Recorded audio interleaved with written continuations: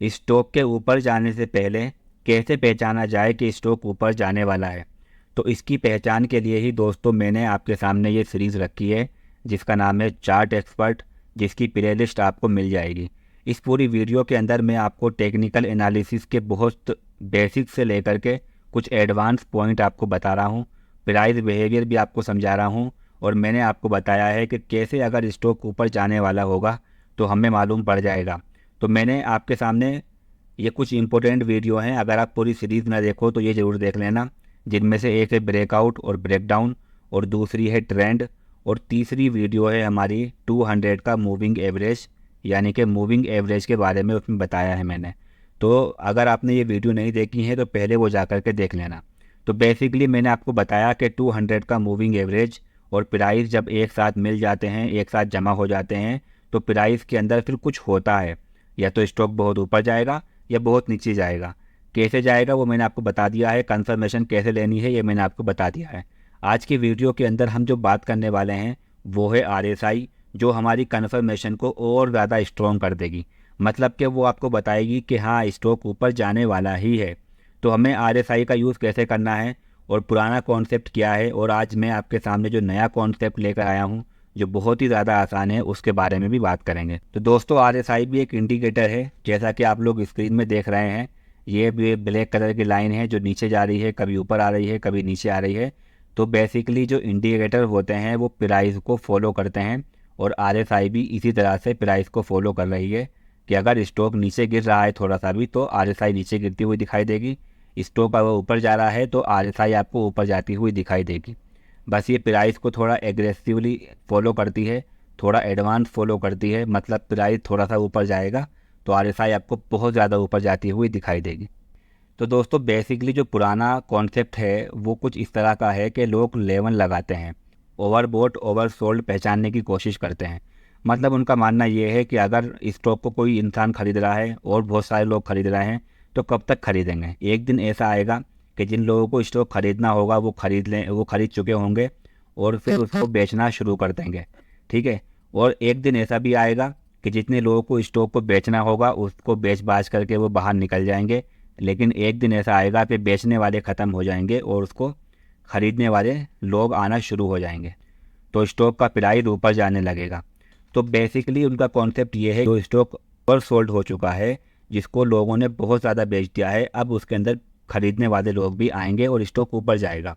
और अगर कोई स्टॉक ओवरबॉट हो चुका है जिसको बहुत ज़्यादा लोगों ने ख़रीद लिया है, अब खरीदने वाले ख़त्म हो जाएंगे और बेचने वाले लोग शुरू होंगे, जिससे स्टॉक नीचे आएगा। तो ये पुराना कॉन्सेप्ट था आरएसआई का। उसके अंदर करते क्या थे, देखो मैं आपको हर एक चीज़ क्लियर करना चाहता हूँ ताकि आपके जो है कोई और दूसरी वीडियो देख करके या किताब में पढ़ के आप कंफ्यूज ना हो। आप ये ना सोचें कि ज़ुबैन ने मुझे कुछ और बताया था लेकिन आरएसआई एक्चुअली कुछ और काम कर रही है। तो आप लोग इस चीज़ में कंफ्यूज ना हो, इसलिए मैं आपको पुराना कॉन्सेप्ट भी यहाँ पर क्लियर करता हुआ चलता हूँ। तो आप लोग जैसे देख रहे हैं, मैंने आरएसआई को यहाँ पर पहले एक बार बड़ा कर लेता हूँ। ये छोटा है, ये बड़ा है। तो यहाँ पर ऊपर प्राइस चलता है, नीचे आरएसआई की ये लाइन ब्लैक कलर की जो देख रहे हैं आप, ये चल रही है। इसको मैं बड़ा कर लेता हूँ इस तरह से ताकि आपको समझा सकूँ। तो ये जो आरएसआई है ये 100 से लेकर 0 के बीच में घूमती है, ना तो कभी 100 से ऊपर जा सकती है और ना ही 0 से नीचे आ सकती है। जैसा कि प्राइस जो होता है, स्टॉक का जो रेट होता है, उसका भी एक बिहेवियर होता है, वो हमेशा ऊपर ऊपर ऊपर नहीं जाता है बल्कि बीच बीच में गिरता भी है। तो इसलिए आरएसआई की लाइन कभी भी आपको 100 के ऊपर नहीं जाती हुई दिखाई देगी, ये 80-90 तक ही जाती है और उसके बाद नीचे गिर जाती है। ठीक है। तो पुराना कॉन्सेप्ट क्या है एक्चुअली, वो लोग जो है 5 तरह की लाइन लगाते हैं इस तरह से। एक लाइन लगाते हैं वो लोग 80 पर, एक लाइन लगाते हैं वो लोग 70 पर, और एक लाइन लगाते हैं 50 पर, और एक लाइन लगाते हैं 30 पर, और एक लाइन लगाते हैं 20 पर। तो इस तरह से वो लोग 5 लाइन लगा लेते हैं। तो ये इस तरह से वो लोग 5 लाइन लगा लेते हैं। अब ये देखिएगा आरएसआई की लाइन जो है कभी नीचे आ रही है कभी ऊपर आ रही है, तो ये किसी ना किसी नंबर को फॉलो कर रही है। मतलब यहाँ पे जो नंबर दिखाई दे रहे हैं आपको, अगर आरएसआई इस टाइम पर यहाँ पर है तो इसका मतलब हुआ कि ये 50 पर है। ठीक है। आपको देख सकते हैं कि अगर जिस टाइम पर आरएसआई यहाँ पर है, अगर मैं अपने इसको यहाँ पर रख रहा हूँ तो ये मुझे 50 दिखा रहा है, तो इसका मतलब ये हुआ कि आरएसआई 50 पर है। तो ये लाइन जो है ना कभी किसी नंबर पर होती है। तो इस तरह से 5 जो है लेवल लगा लेते हैं लोग, और उनका मानना ये होता है बेसिकली कि अगर आरएसआई की लाइन 30 पर चली जाए, जैसा कि आप लोग यहाँ पर देख रहे होंगे 30 पर चली जाए या 20 पर चली जाए, तो इसका मतलब हो गया कि ये ओवरसोल्ड हो गया है और यहाँ से स्टॉक ऊपर जाएगा। जैसा कि आप लोग देख सकते हैं कि यहाँ पर जो है RSI की लाइन 30 पर गई और स्टॉक जो है वहीं से फिर ऊपर जाना शुरू कर दिया। तो ये इसका मतलब ये है कि पुराने कॉन्सेप्ट के हिसाब से कि स्टॉक अगर 30 पर या 30 के नीचे या 20 पर पहुंच जाती है या 20 के नीचे पहुंच जाती है, तो वहां से ये कन्फर्म हो जाता है ओवरसोल्ड हो चुका है, यहाँ से जितना इसको बिकना था वो बिक चुका है, अब यहाँ से स्टॉक ऊपर जाएगा। ठीक है। और दूसरा कॉन्सेप्ट उनका ये है कि अगर RSI की लाइन 70 पर या 70 के ऊपर 80 पर या 80 के भी ऊपर चली जाती है, तो यहाँ से अब कन्फर्मेशन ये मिलती है, यानी कि अब यहाँ से ये चांसेस हैं कि स्टॉक ओवरबॉट हो चुका है, अब यहाँ से स्टॉक नीचे गिरेगा। तो ये जो है बेसिक सा कॉन्सेप्ट उनका था कि जब भी 70 पर पहुँच जाए या 80 पर पहुँच जाए तो वहाँ पर अलर्ट हो जाते हैं सब लोग कि यहाँ पर जो है स्टॉक अब नीचे गिरना शुरू कर सकता है, और 30 पर या 20 पर पहुँच जाता है तो लोग खरीदना शुरू करते हैं। तो ये पुराना कॉन्सेप्ट था जो एक्चुअली इतना अच्छे से काम नहीं करता है, क्योंकि बहुत तेज़ी से यहाँ पर काम होता है।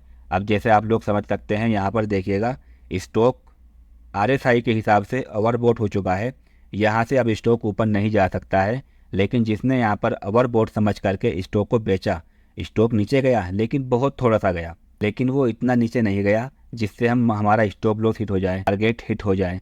तो यहाँ पर जो है वो थोड़ा सा नीचे गया है, जो कि पार्ट ऑफ द गेम है, और इतना थोड़ा बहुत तो ऊपर जाते हुए स्टॉक नीचे गिरता ही है।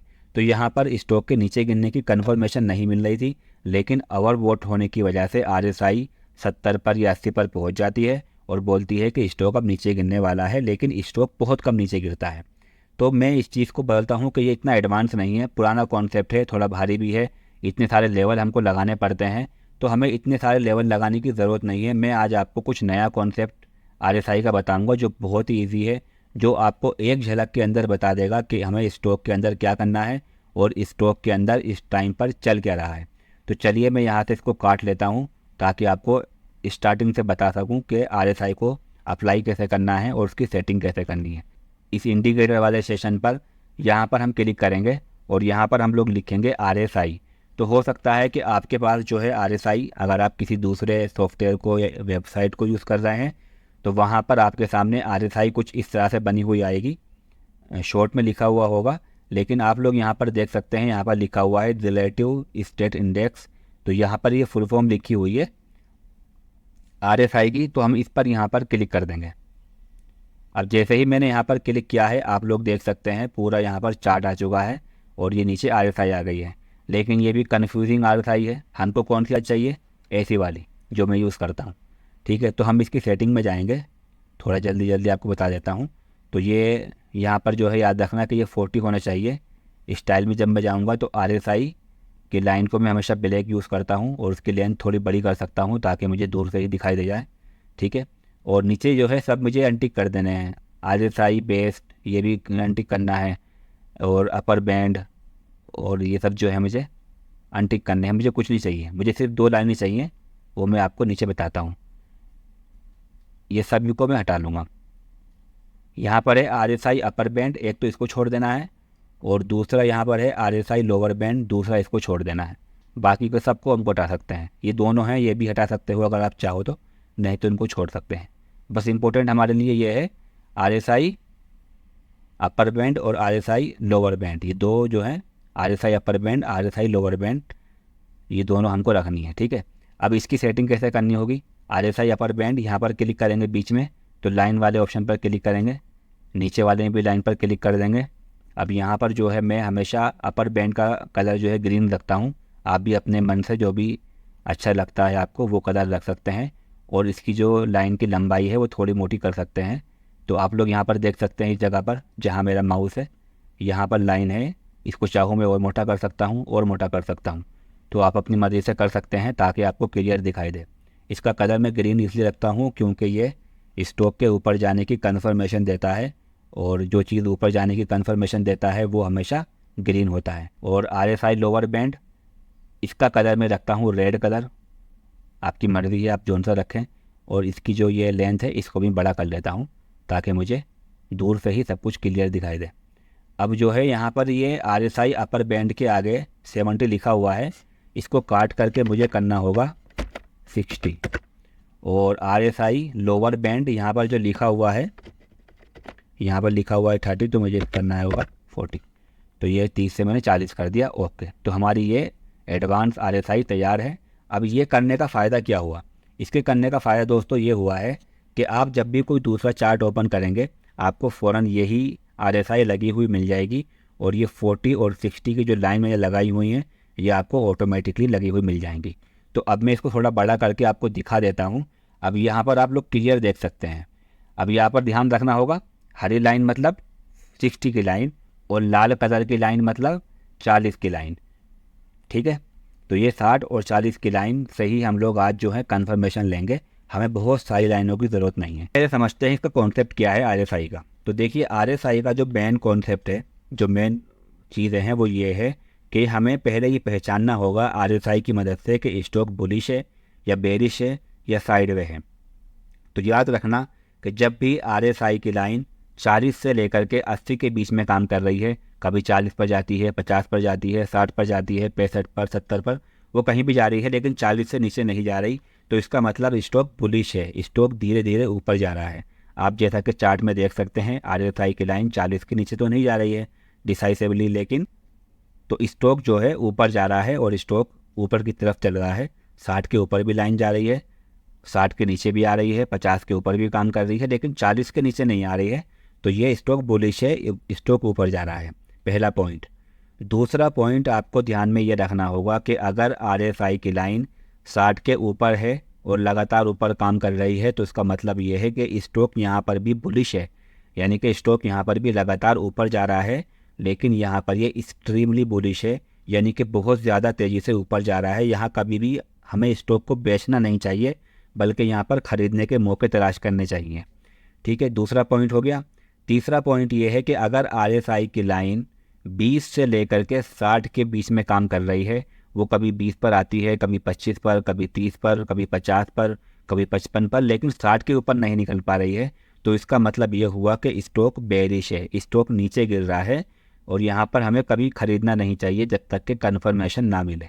ठीक है, चौथी कंडीशन इस RSI की ये है कि जब भी आप देखते हो कि RSI 40 की लाइन, ये जो लाल कलर की लाइन लगाई है, इसके नीचे ही काम कर रही है, तो हमेशा याद रखना कि स्टॉक एक्सट्रीमली बेरिश है। इसका मतलब ये है कि स्टॉक बहुत तेज़ी से नीचे गिर रहा है। यहाँ पर हमें गलती से कभी भी ख़रीदना नहीं चाहिए जब तक कि कन्फर्मेशन ना मिल जाए। और कहीं पर आप देखते हो RSI 60 और 40 के बीच में काम कर रही है, ना तो 60 के ऊपर निकल पा रही है और ना 40 के नीचे, तो इसका मतलब ये हुआ कि स्टॉक साइडवे है, एक जगह पर रुक गया है, और वहाँ पर हमें वेट करना चाहिए एक अच्छी कन्फर्मेशन का। ये 5 पॉइंट आपको ध्यान में रखने होंगे। ठीक है, और इनके एग्जांपल मैंने आपको दिखा दिए हैं। जैसे कि यहाँ पर देखिएगा RSI 40 से लेकर के 60, 70, 80 के बीच में काम कर रही है, स्टॉक ऊपर जा रहा है। RSI 60 के ऊपर काम कर रही है, स्टॉक बहुत तेज़ी से ऊपर जा रहा है। RSI 30 के नीचे काम कर रही है, स्टॉक बहुत तेज़ी से नीचे की तरफ गिर रहा है। और RSI 60 से लेकर के 20 के बीच में काम कर रही है, स्टॉक धीरे धीरे नीचे गिर रहा है। RSI 40 और 60 के बीच में काम कर रही है, तो स्टॉक एक जगह पर रुक गया है। तो ये बेसिक सा कॉन्सेप्ट आपको ध्यान में रखना होगा। अब यहाँ से क्या करना है हमको, देखिए यहाँ से कन्फर्मेशन लेने के बहुत तरीके हैं, मैं उसमें आपको कन्फ्यूज बिल्कुल नहीं करना चाहता। आपको एक सिंपल सी चीज़ मैं बता देता हूँ।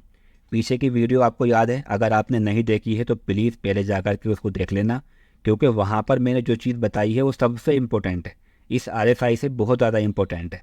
RSI किस काम आएगी आपको, मैं आपको बताता हूँ अभी।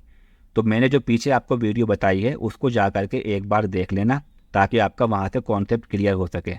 तो हमारा कॉन्सेप्ट क्या था, हमारा कॉन्सेप्ट था कि 200 का मूविंग एवरेज और स्टॉक का प्राइस दोनों आपस में मिल जाएं, एक जगह पर रुक जाएं, और जब वहाँ से ब्रेकआउट हो तो इसका मतलब ये हुआ कि स्टॉक ऊपर जाएगा। ठीक है, ये हमारा पुराना कॉन्सेप्ट था। जैसा आप लोग चार्ट में देखिएगा कि 200 का मूविंग एवरेज और प्राइस एक साथ रुक चुका है, और इस जगह से स्टॉक बाहर नहीं निकल रहा था, लेकिन जैसे ही बाहर निकला स्टॉक ऊपर जाने लगा। तो ये हमारा पुराना कॉन्सेप्ट था, जिसमें मैंने आपको बार बार बताया, हमेशा जहाँ पर भी आपको लग रहा है कि स्टॉक एक जगह पर रुक गया है, 200 का मूविंग एवरेज भी उससे मिल चुका है, थोड़ा टाइम वहाँ पर उन लोगों ने बिता लिया है, अगर वहाँ से ब्रेकआउट होता है तो स्टॉक ऊपर जाएगा। ये बातें मैंने आपको उस वीडियो के अंदर बताई थी, राइट। लेकिन दोस्तों जब आप स्टॉक खरीदें, मतलब कंफर्मेशन तो मिल गई है स्टॉक खरीदने की, लेकिन आप एक बार ये ज़रूर देख लें, क्या वहाँ पर RSI 60 के ऊपर है, क्या उससे अगले टाइम फ्रेम के अंदर भी 60 के ऊपर है। तो ये हमारी डबल स्ट्रॉन्ग कन्फर्मेशन हो जाएगी कि हाँ, स्टॉक अब ऊपर जाने के लिए रेडी है। ठीक है, जैसा कि मैंने आपको बताया कि अगर RSI 30 के नीचे होगी या 60 के ऊपर नहीं आ रही होगी तो इसका मतलब हुआ कि स्टॉक बेरिश है, अभी खरीदने की जगह नहीं है वो। लेकिन जैसे ही वो 60 के ऊपर निकलती है तो इसका मतलब ये हुआ कि वो बुलिश हो गई है, अब यहाँ से स्टॉक ऊपर जाएगा। तो पहले आप लोग प्राइस के अंदर 200 की मूविंग एवरेज की मदद से कन्फर्मेशन ले लें कि स्टॉक ऊपर जा रहा है या नहीं। अगर आपको लगता है ब्रेकआउट हो गया है, स्टॉक ऊपर जा रहा है, तो एक बार नीचे देख लेना कि क्या RSI 60 के ऊपर आ गई है या नहीं आई है। अगर 60 के ऊपर आ गई है तो उसका अगला टाइम फ्रेम भी ओपन करके देख लेना, क्या वहाँ पर भी 60 के ऊपर आई है या नहीं आई है। जैसे for example weekly time frame के अंदर यहाँ पर स्टॉक जो है ब्रेकआउट हुआ है, 200 का मूविंग एवरेज जो लाइन देख रहे हैं ब्लैक कलर की, ये और प्राइस दोनों एक साथ मिल चुके हैं। और आप देखते हो कि RSI की लाइन भी यहाँ पर सक्सेसफुली 60 के ऊपर निकल चुकी है। तो एक बार ये कंफर्मेशन तो हमें मिल गई है, लेकिन इसका जो है अगला टाइम फ्रेम ओपन करके देख लें। यहाँ मैंने वीकली खोला हुआ है, हमें खोलना होगा मंथली टाइम फ्रेम। तो मंथली टाइम फ्रेम ओपन किया तो यहाँ पर भी हम देख सकते हैं कि RSI 60 के ऊपर ही निकल चुकी है, 60 के ऊपर है।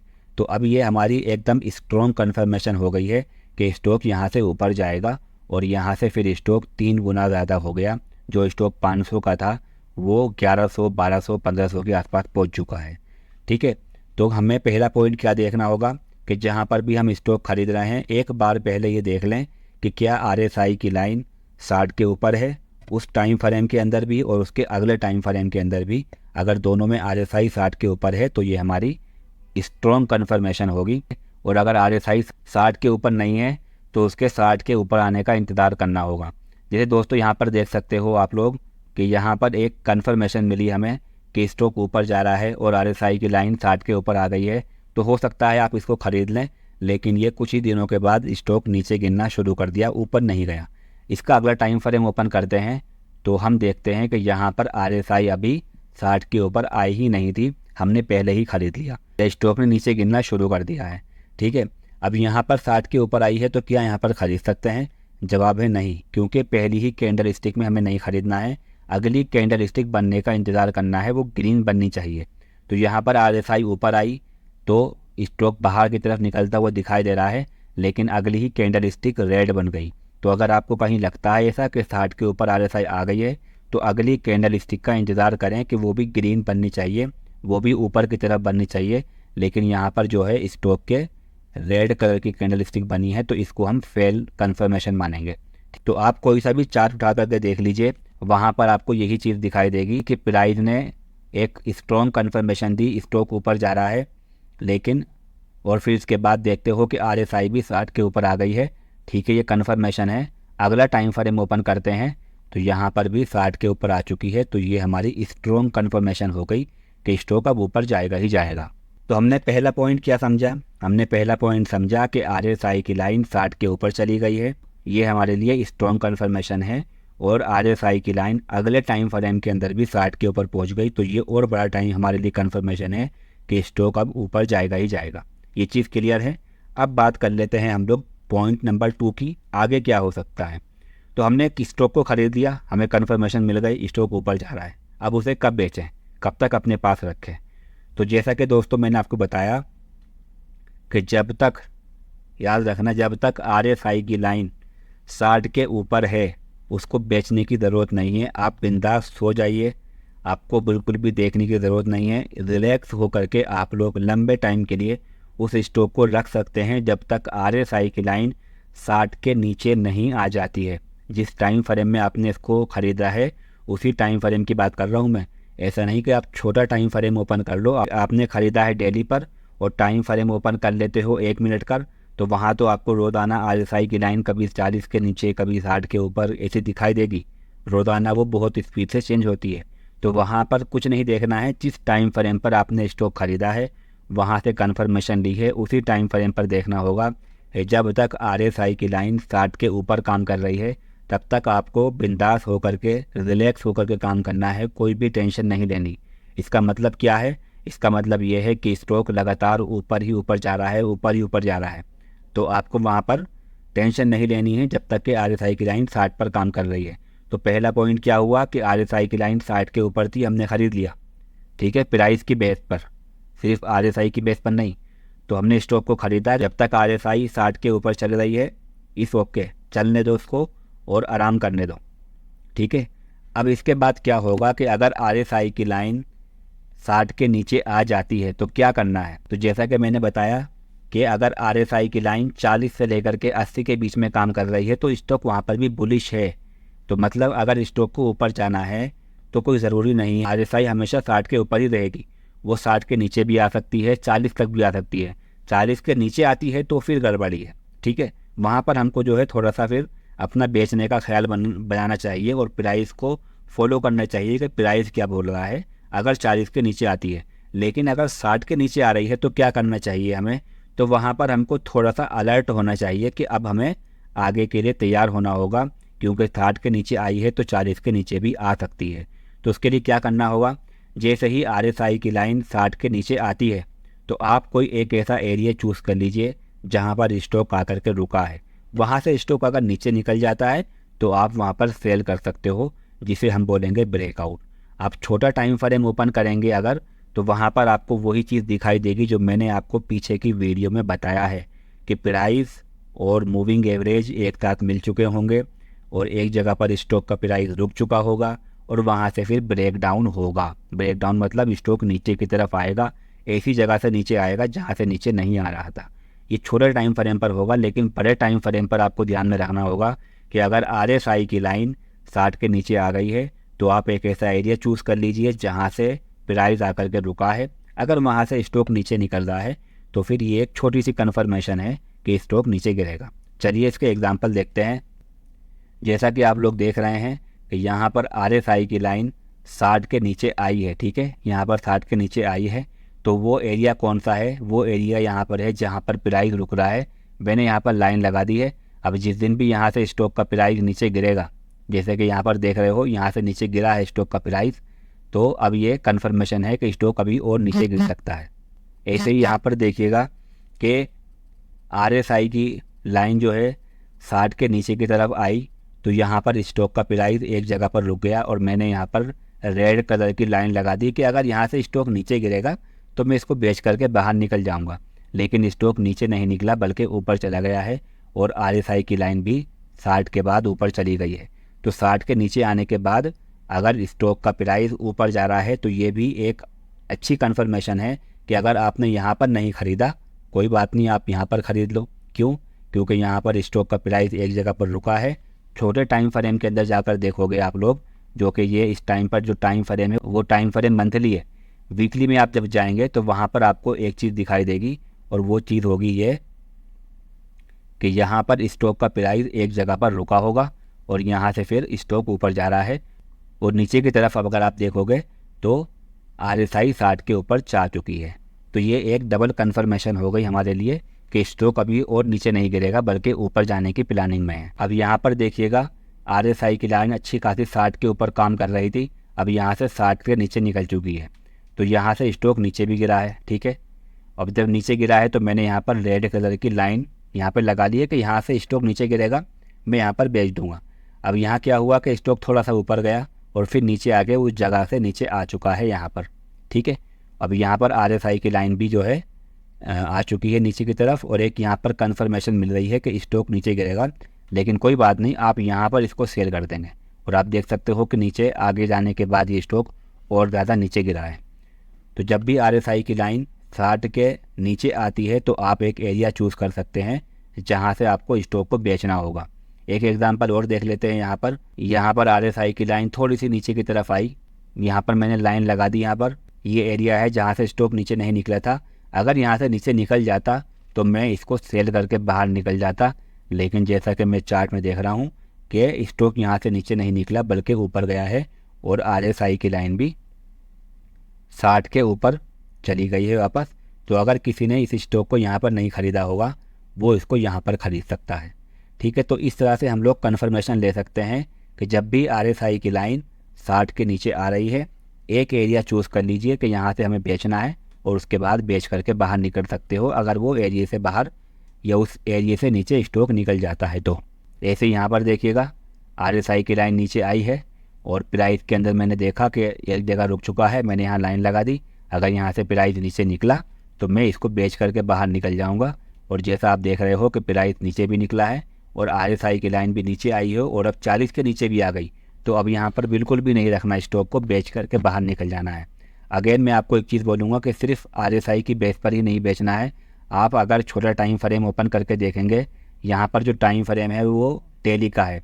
आप 3 घंटे का टाइम फ्रेम ओपन करके देखना, यहाँ पर आपको जो है मूविंग एवरेज दिखाई देगा कि प्राइस और मूविंग एवरेज एक साथ जमा हो चुके होंगे इस तरह से, और स्टॉक इस तरह से नीचे की तरफ निकला होगा, तभी आपको बेचना है, अदरवाइज़ आपको नहीं बेचना है। ये तो हमारे सामने क्लियर हो गया है कि जब भी RSI की लाइन 60 के ऊपर है हमें बेचना नहीं है, 60 के नीचे आती है तो वहाँ पर भी बेचना नहीं है जब तक के प्राइस के अंदर कन्फर्मेशन ना मिल जाए। ठीक है, ये चीज़ क्लियर है। अब अगर RSI 40 के नीचे आ जाती है तो वहाँ पर स्टॉक को बिल्कुल भी नहीं रखना है, वहाँ पर सेल कर देना है और वहाँ से बाहर निकल जाना है, क्योंकि अब प्राइस के अंदर कुछ और चीज़ हो सकती है। ठीक है, स्टॉक और ज़्यादा नीचे गिर सकता है। तो इस तरह से आप लोग काम कर सकते हो, ये चीज़ें आपके लिए आसान कर सकती हैं। ठीक है, तो हमने क्या समझा कि जब भी RSI 60 के ऊपर है हमें बेचना नहीं है, रखे रहना है। अगर RSI 40 के नीचे है तो कभी भी ख़रीदना नहीं है, और अगर RSI 60 के ऊपर थी 60 के नीचे आ जाती है तो वहाँ पर हमें वेट करना है एक कन्फर्मेशन का, तभी हमको सेल करना है, अदरवाइज़ हमको सेल नहीं करना है। तो दोस्तों ये सिंपल सी चीज़ थी कि हमें जो है मेन फोकस हमारा कहाँ पर होनी चाहिए। हमारा मेन फोकस होगा प्राइस के ऊपर। ठीक है, कि RSI क्या कर रही है, प्राइस क्या कर रहा है, ये हमारा मेन फोकस होगा, हमें कहीं और नहीं देखना है। बस ये RSI हमारी मदद कर सकती है किसी भी कन्फर्मेशन को स्ट्रॉन्ग करने के लिए और हमारी कन्फर्मेशन को डबल कन्फर्मेशन बनाने के लिए। हमारा कॉन्सेप्ट अब क्या हुआ, पहले हमारा कॉन्सेप्ट क्या था कि स्टॉक एक जगह रुकना चाहिए, फिर हमने देखा कि 200 का मूविंग एवरेज और प्राइस एक साथ मिलने चाहिए, वहाँ पर कुछ टाइम बिताना चाहिए, वहाँ पर कुछ जो है एक जगह पर स्टॉक को रुकना चाहिए, और जब वहाँ से ब्रेकआउट होगा वहाँ पर एक ऐसा एरिया चूज़ करना होगा जहाँ से स्टॉक का प्राइस अभी तक बाहर नहीं निकला है। जब भी वहाँ से बाहर निकल जाता है तो हम समझेंगे कि स्टॉक ऊपर जाने के लिए तैयार है, लेकिन ख़रीदने से पहले एक बार देख लेंगे कि जिस टाइम फ्रेम पर हम ये कन्फर्मेशन ले रहे हैं क्या उस टाइम फ्रेम पर RSI 60 के ऊपर है या नहीं है।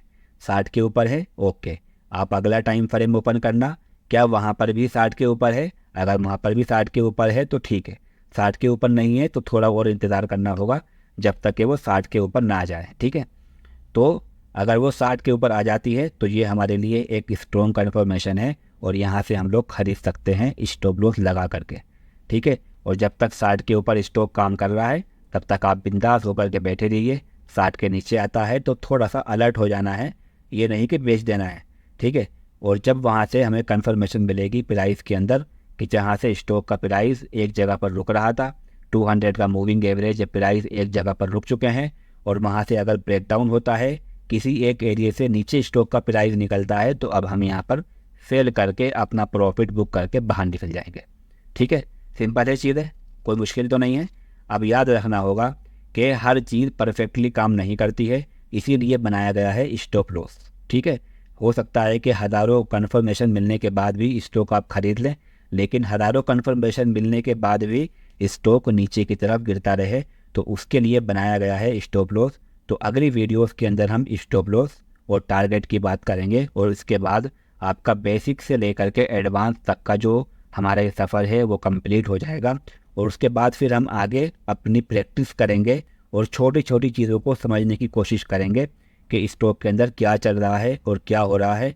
उन सब चीज़ों के हम जो है लाइव चार्ट के अंदर ये चीज़ें करेंगे। ठीक है, तो दोस्तों हमारा ये टेक्निकल एनालिसिस की सीरीज चल रही है, और इसको अच्छे से सीखने के लिए, समझने के लिए और इसकी एडवांस तक पहुंचने के लिए आप मुझे सब्सक्राइब कर सकते हैं। यहाँ पर सिर्फ टेक्निकल एनालिसिस नहीं बल्कि फंडामेंटल की भी सीरीज़ चल रही है।